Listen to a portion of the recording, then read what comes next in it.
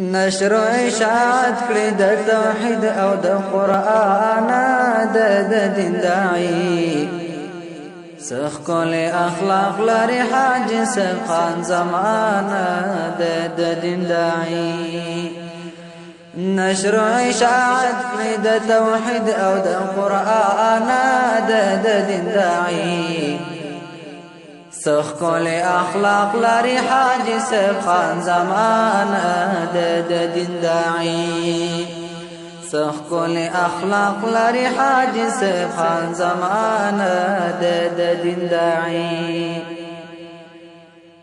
مینا کوي د سره زموږ ځوانان ځان قربان وي ترنا زموږ ټول تبلیغیان